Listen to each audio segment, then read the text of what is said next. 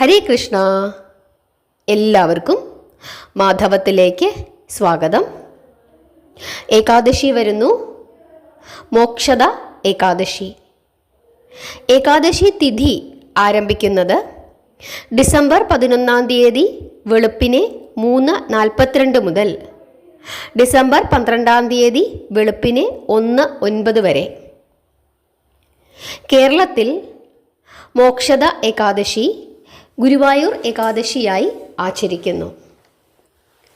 വൃശ്ചിക മാസത്തിലെ ശുക്ലപക്ഷ ഏകാദശിയാണ് ഗുരുവായൂർ ഏകാദശിയായി ആചരിക്കുന്നത്. സാധാരണ നവംബർ ഡിസംബർ മാസങ്ങളിലാണ് ഗുരുവായൂർ ഏകാദശി ആയിട്ട് ആചരിക്കുന്നത്. ചില വർഷങ്ങളിൽ നവംബറിലായിരിക്കും, ചില വർഷങ്ങളിൽ ഡിസംബറിലായിരിക്കും.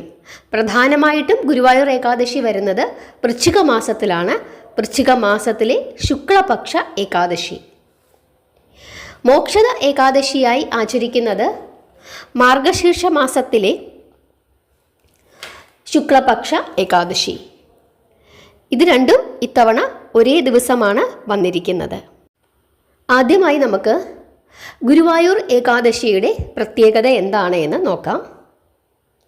വൃശ്ചിക മാസത്തിലെ ശുക്ലപക്ഷത്തിലെ ഏകാദശിയാണ് ഗുരുവായൂർ ഏകാദശിയായി ആചരിക്കുന്നത്.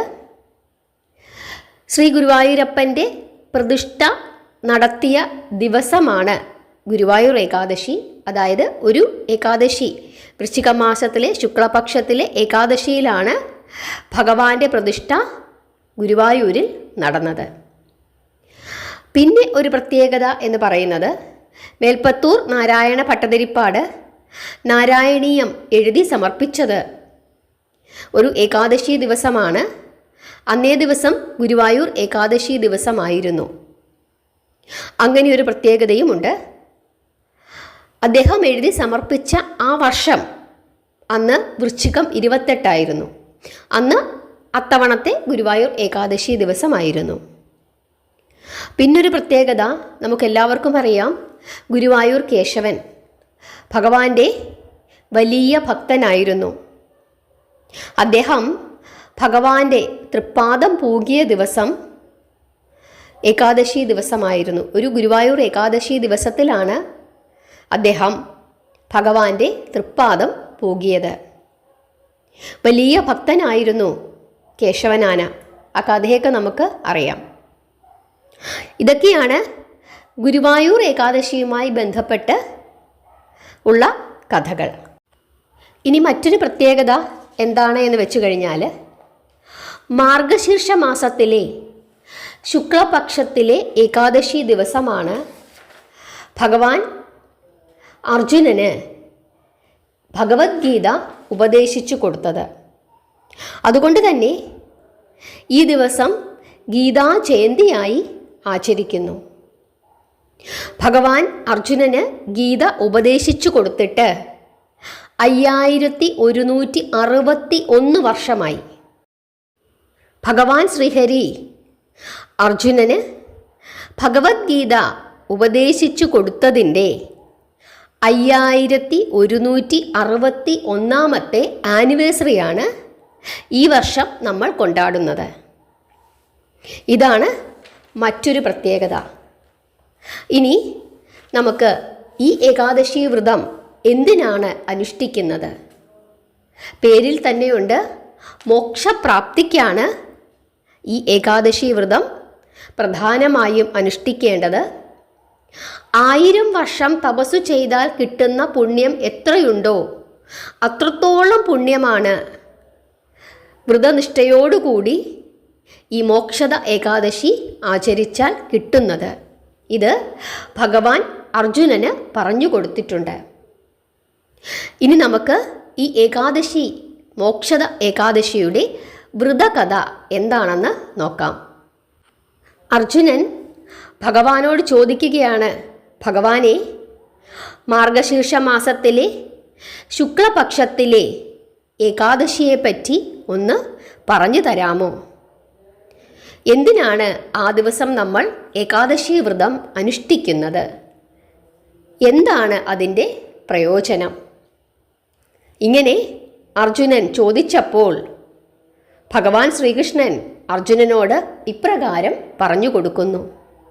അർജുന, വളരെ നല്ല ഒരു ചോദ്യമാണ് അങ്ങ് ചോദിച്ചത്.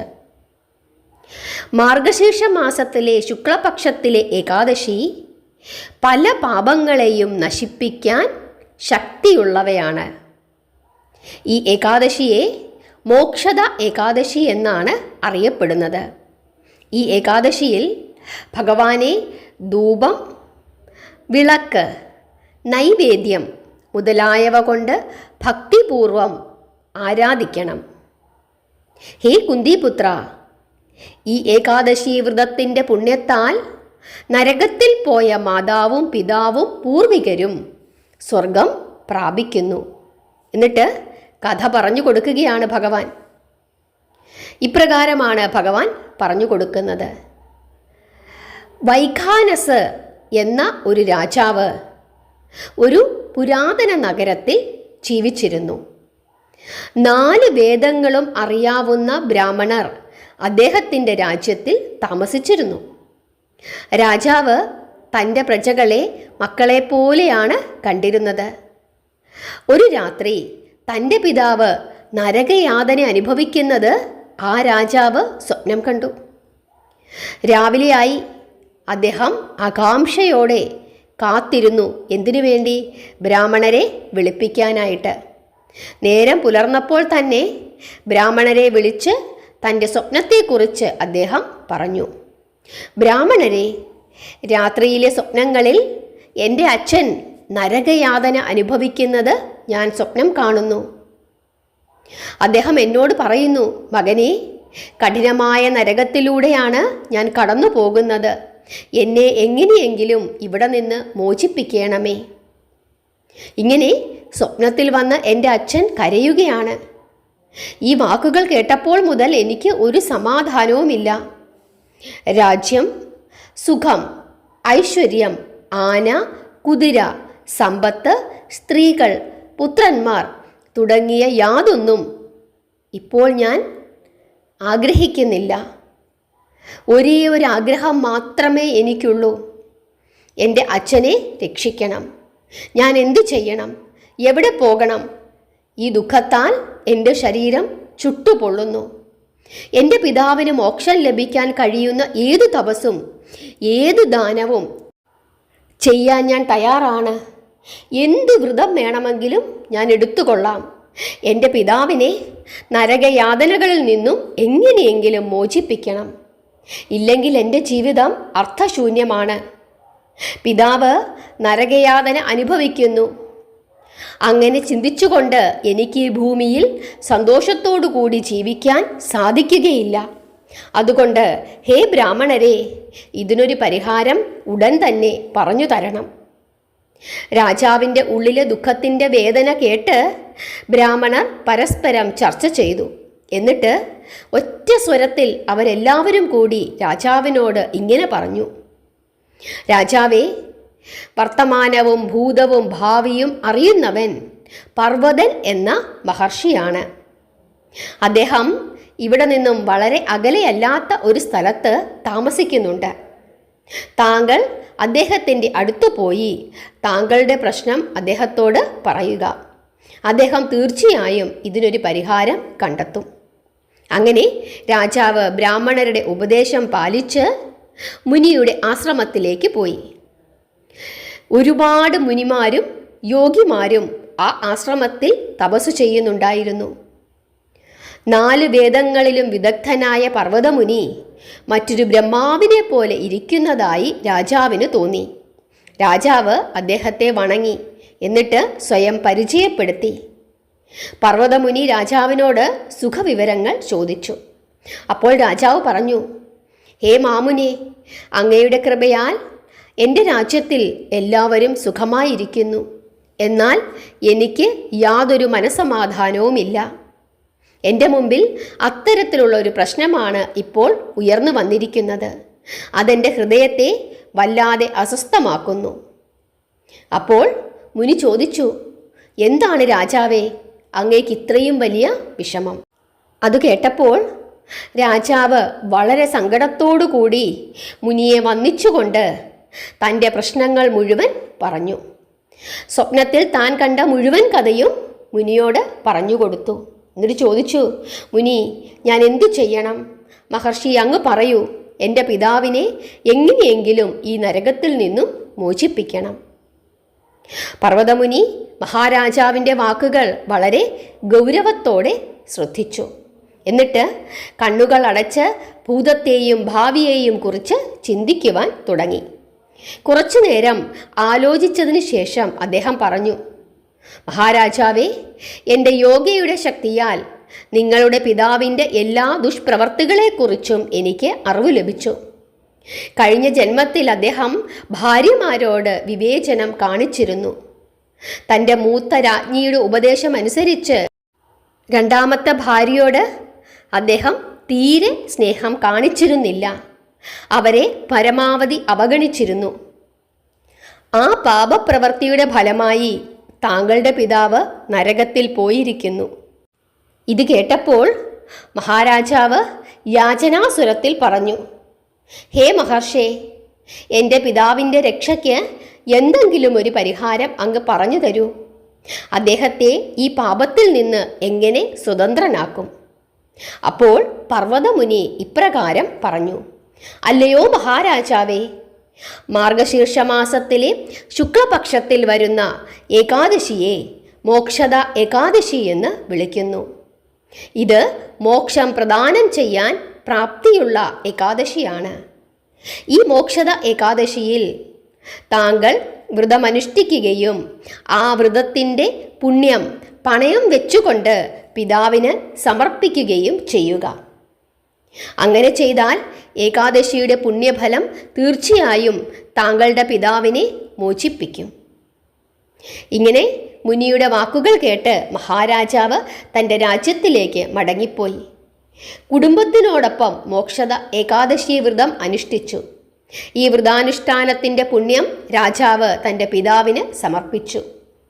ഈ പുണ്യത്തിൻ്റെ സ്വാധീനത്താൽ മഹാരാജാവിൻ്റെ പിതാവിന് എളുപ്പം മോക്ഷം ലഭിച്ചു.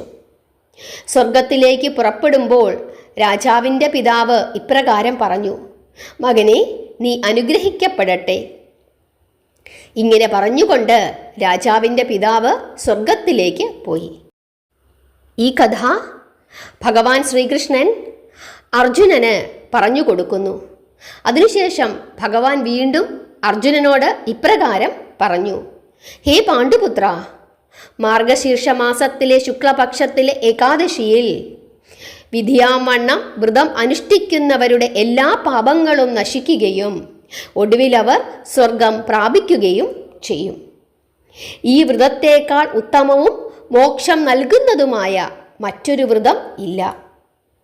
ഈ കഥ കേൾക്കുന്നതും വായിക്കുന്നതും അനന്തമായ ഫലങ്ങൾ പ്രദാനം ചെയ്യുന്നു. മോക്ഷം പ്രദാനം ചെയ്യുന്ന ചിന്താമണി പോലെയാണ് ഈ വ്രതം. അത് ആരാണോ നോമ്പെടുക്കുന്നത് അവൻ്റെ എല്ലാ ആഗ്രഹങ്ങളും സഫലമാക്കുന്നു. ഹേ അർജുന, ഓരോ മനുഷ്യനും മോക്ഷം നേടുവാനുള്ള ശക്തമായ ആഗ്രഹമുണ്ട്. അതുകൊണ്ട് മോക്ഷം ആഗ്രഹിക്കുന്നവർക്ക് മോക്ഷദ ഏകാദശിയിലെ ഈ വ്രതം വളരെ പ്രധാനപ്പെട്ടതാണ്. ഒരു മകൻ്റെ പിതാവിനോടുള്ള ഉത്തരവാദിത്വത്തിന് ഈ കഥയേക്കാൾ മികച്ച ഒരു ഉദാഹരണമില്ല.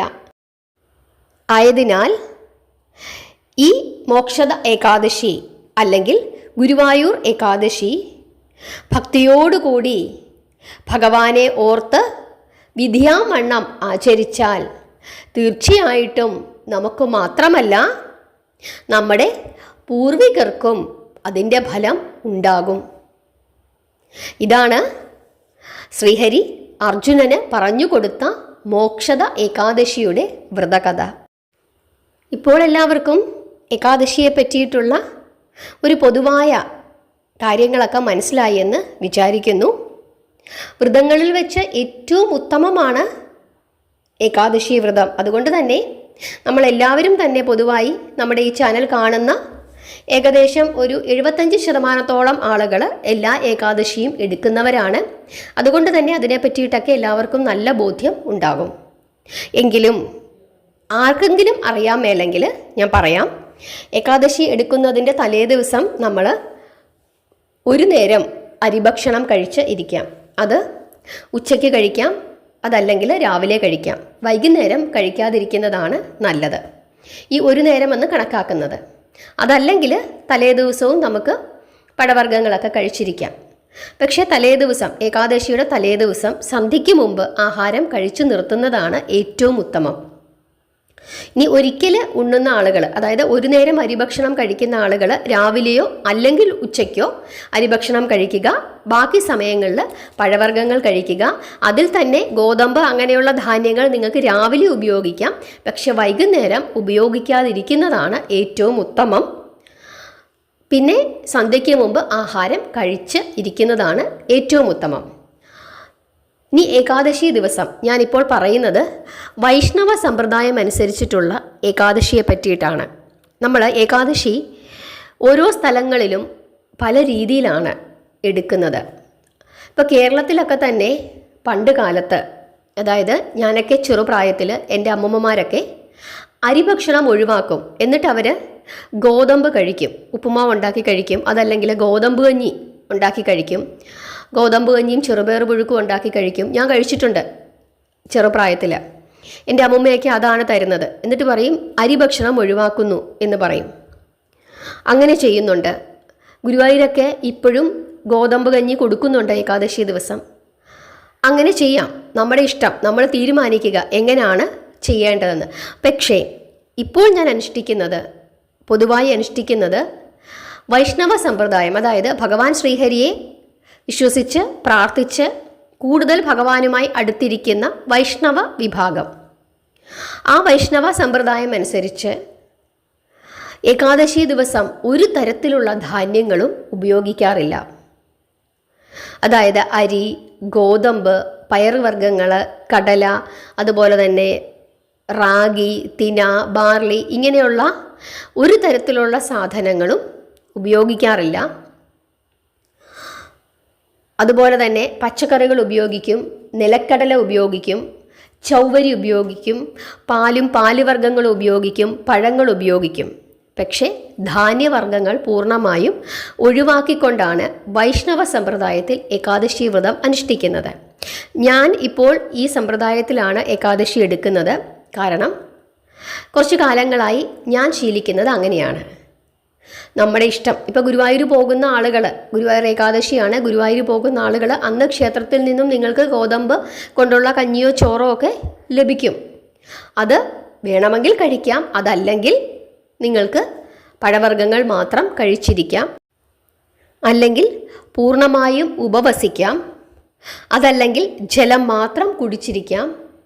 നമുക്ക് എങ്ങനെയാണോ അനുഷ്ഠിക്കാൻ നമ്മുടെ മനസ്സ് പറയുന്നത്, ഭഗവാന് വേണ്ടി നമുക്ക് എന്തൊക്കെ ചെയ്യാൻ പറ്റുമോ അതൊക്കെ ചെയ്യുക.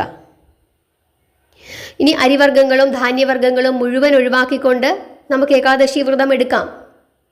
അങ്ങനെയാണ് വൈഷ്ണവ സമ്പ്രദായത്തിൽ നിഷ്കർഷിച്ചിരിക്കുന്നത്. അങ്ങനെ നമുക്ക് ചെയ്യാം. അതല്ല, നിങ്ങൾക്കിപ്പം ഗുരുവായൂർ പോകുന്നു, അവിടുന്ന് നിങ്ങൾക്ക് ഗോതമ്പ് കഞ്ഞി മേടിച്ച് കുടിക്കണം, അല്ലെങ്കിൽ ഗോതമ്പിൻ്റെ ചോറ് ഉണ്ണണം, നിങ്ങൾക്ക് താല്പര്യമാണെങ്കിൽ ഭഗവാനോട് പറഞ്ഞ് നിങ്ങളത് ചെയ്യുക. കാരണം അവിടുന്ന് കിട്ടുന്ന പ്രസാദമാണ്. അതല്ല, അത് വേണ്ട ഭഗവാനെ, ഞാൻ പാലും പഴങ്ങളും കഴിച്ച് ഭഗവാനെ പ്രാർത്ഥിച്ച് ഇവിടെ ഇരുന്ന് നാമം ജപിച്ചു കൊള്ളാമെന്ന് ഭഗവാനോട് പറയുകയാണെങ്കിൽ ഭഗവാന് സന്തോഷമാകും. നമ്മുടെ ആരോഗ്യസ്ഥിതിക്കനുസരിച്ച്, നമ്മുടെ സാഹചര്യത്തിനനുസരിച്ച് വ്രതത്തെ ക്രമീകരിക്കുക. പക്ഷെ പൊതുവായി വൈഷ്ണവർ പറയുന്നത്, അതായത് ഭഗവാൻ ശ്രീഹരിയെ പൂർണ്ണമായും ആരാധിച്ച് പ്രാർത്ഥിച്ചിരിക്കുന്ന വൈഷ്ണവർ പറയുന്നത് ഒരു തരത്തിലുള്ള ധാന്യങ്ങളും ഏകാദശി ദിവസം ഉപയോഗിക്കാൻ പാടില്ല എന്നാണ്. അതുകൊണ്ട് എങ്ങനെ ചെയ്യണമെന്ന് നിങ്ങൾ ആലോചിച്ച് തീരുമാനിക്കുക. നമ്മുടെ എല്ലാ സാഹചര്യങ്ങളും മനസ്സിലാക്കിയിട്ട് ചെയ്യുക. ഇനി പീരീഡ്സ് ആയിരിക്കുന്നവർ കാണും, പുല അല്ലെങ്കിൽ ബാലായ്മ ഉള്ളവർ കാണും. അവരെങ്ങനെയാണ് ഈ വ്രതം അനുഷ്ഠിക്കേണ്ടത് എന്ന് ചോദിച്ചാൽ പൊതുവെ എല്ലാവർക്കുമുള്ള സംശയമാണ്. അവർക്കും വ്രതം അനുഷ്ഠിക്കാം. എങ്ങനെ വ്രതം അനുഷ്ഠിക്കാം? അവർക്ക് സാധാരണയായി ക്ഷേത്രത്തിൽ പോകാനോ വിളക്ക് കത്തിക്കാനോ ഒന്നും സാധിക്കുകയില്ല. പക്ഷേ രാവിലെ എഴുന്നേറ്റ് കുളിച്ച് നമ്മുടെ മുറിയിൽ ഇരുന്നു കൊണ്ട് നമുക്ക് ഹരേ കൃഷ്ണ എന്ന മഹാമന്ത്രം ജപിക്കാം. ഏകാദശി വ്രതത്തിൽ എന്തൊക്കെ ഭക്ഷണങ്ങളാണോ കഴിക്കാൻ പറ്റുന്നത് ആ ഭക്ഷണങ്ങൾ കഴിച്ച് രാവിലെയും വൈകുന്നേരവും കുളിച്ച് നമ്മുടെ മുറിയിലിരുന്ന് പ്രാർത്ഥിച്ച് വ്രതരീതി പിന്തുടരാം. അതും നിങ്ങളുടെ ഏകാദശി വ്രതമായി തന്നെ കണക്കുകൂട്ടും. വിളക്ക് കത്തിക്കുകയോ ക്ഷേത്രത്തിൽ പോവുകയോ ചെയ്യാൻ പാടില്ല എന്ന് മാത്രമേ ഉള്ളൂ. ഹരേ കൃഷ്ണ എന്ന മഹാമന്ത്രത്തിന് യാതൊരു അശുദ്ധങ്ങളോ ഇല്ല. ആർക്കും ഏത് സമയത്തും എപ്പോൾ വേണമെങ്കിലും ജപിക്കാൻ സാധിക്കും. ഇനി ഏകാദശി വ്രതം അനുഷ്ഠിച്ചതിൻ്റെ പിറ്റേ ദിവസം നമുക്ക് പാരണ വീടണം. പാരണ വീടുക എന്നാൽ വ്രതം അവസാനിപ്പിക്കുക എന്നാണ് അർത്ഥം. അതിന് ഓരോ സമയമുണ്ട്. അത് ഞാൻ അടുത്ത വീഡിയോയിലിടാം. പാരണാസമയം എല്ലാവരും ആ സമയത്ത് തന്നെ വ്രതം അവസാനിപ്പിക്കണം. ഓരോ സ്ഥലങ്ങളിലും വ്യത്യാസമുണ്ട്. സാധാരണ നമ്മൾ പറയുന്ന ആ സ്ഥലങ്ങളിലെ എല്ലാ പാരണാസമയങ്ങളും ഞാൻ പറയാം. ആദ്യമായി കേൾക്കുന്ന ആരെങ്കിലും ഉണ്ടെങ്കിൽ അവരുടെ സ്ഥലവും കൂടി ഉൾപ്പെടുത്തണമെങ്കിൽ നിങ്ങൾ കമൻ്റ് ഇട്ടോളൂ, അതും കൂടെ ഉൾപ്പെടുത്താം. ആ സമയത്ത് തന്നെ വ്രതം അവസാനിപ്പിക്കണം. അതിനു മുമ്പോ അതിനു ശേഷമോ ചെയ്യരുത്. കഴിയുന്നതും ആ സമയത്ത് തന്നെ അവസാനിപ്പിക്കാനായിട്ട് ശ്രദ്ധിക്കുക. എങ്ങനെയാണ് വ്രതം അവസാനിപ്പിക്കേണ്ടത്? പ്രാർത്ഥിച്ച്, വിളക്ക് തെളിയിച്ച് പ്രാർത്ഥിച്ച്, നമ്മുടെ വ്രതം സ്വീകരിക്കണമേ എന്ന് ഭഗവാനോട് അഭ്യർത്ഥിച്ച്, നമസ്കരിച്ച്, തീർത്ഥം സേവിച്ച്, അവിടെ സമർപ്പിച്ചിരിക്കുന്ന നൈവേദ്യങ്ങൾ എന്തെങ്കിലും ഉണ്ടെങ്കിൽ അത് സ്വീകരിച്ച് നമ്മുടെ വ്രതം അവസാനിപ്പിക്കാം. നമ്മുടെ വീട്ടിലിരുന്നും വ്രതം അവസാനിപ്പിക്കാം. ക്ഷേത്രത്തിൽ പോയി വ്രതം അവസാനിപ്പിക്കാം. കഴിയുന്നിടത്തോളം ആളുകൾ ഗുരുവായൂരൊന്ന് പോയി തൊഴാൻ സാധിക്കുന്നെങ്കിൽ അത്രയും ഉത്തമം. ഗുരുവായൂർ അമ്പലത്തിൻ്റെ ആ മണ്ണിൽ ചവിട്ടി നിന്ന് പ്രാർത്ഥിച്ചാൽ മതി. അകത്തേക്ക് കയറി ഭഗവാനെ തൊഴണമെന്ന് യാതൊരു നിർബന്ധവുമില്ല. ഭയങ്കര തിരക്കായിരിക്കും. ആ മണ്ണിലൊന്ന് ചെന്ന് ഒന്ന് ചവിട്ടിയാൽ നിങ്ങൾ വൈകുണ്ഠത്തിലാണ് എത്തിയിരിക്കുന്നതെന്ന് നിങ്ങൾക്ക് മനസ്സിലാകും. അത്രമാത്രം മതി. ഗുരുവായൂരമ്പലം കണ്ടാൽ മതി എന്നാണ് പറയുന്നത്. അത്രത്തോളം പുണ്യമാണ് ഒന്ന് പോയി തൊഴാൻ സാധിക്കുന്നത്. ഭൂലോക വൈകുണ്ഠമാണ്. അതിന് സാധിക്കാത്തവർ വിഷ്ണു സഹസ്രനാമം ജപിക്കുക, അടുത്തുള്ള വിഷ്ണു ക്ഷേത്രത്തിൽ ദർശനം നടത്തുക. ഇത്രയും കാര്യങ്ങളാണ് ചെയ്യേണ്ടത്. പൊതുവായി ഇത്രയും കാര്യങ്ങളാണ് അറിയേണ്ടത്. പാരണാസമയം അടുത്ത വീഡിയോയിൽ ഇടാം. എല്ലാവരെയും ഭഗവാൻ അനുഗ്രഹിക്കട്ടെ. എന്തെങ്കിലും സംശയങ്ങളുണ്ടെങ്കിൽ ചോദിച്ചു കൊള്ളുക. എനിക്കറിയാവുന്നതുപോലെ പറഞ്ഞു തരാം. ഹരേ കൃഷ്ണ.